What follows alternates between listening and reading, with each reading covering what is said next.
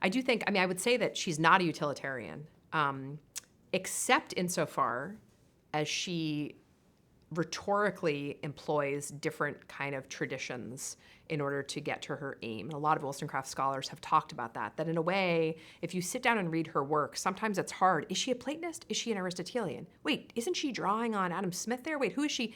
And so she's really pulling together a lot of thought, which I think is quite beautiful because it's showing, you know, she's not the female Thomas Paine. She's not a female Lockean, as many have kind of claimed. She's really her own thinker in her own right because she's kind of brought together all of this thought. So I would say very much not a utilitarian.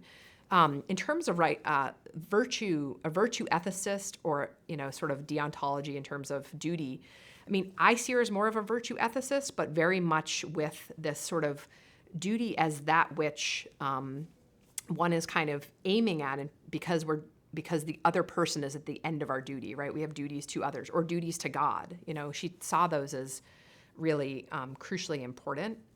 I also think, to jump ahead a bit, but I think this is important, we can talk about it again, but is that the way I think about how she thinks about men and women is that they have a common kind of call to live out the virtues, but the way those virtues instantiate themselves or manifest themselves in men and women differently is according to their duties. Because she talks about that, you know, for men and women, duties are different, but the same human principle should govern them. And she was talking, of course, most naturally about motherhood and fatherhood, but also other potential duties that they might have.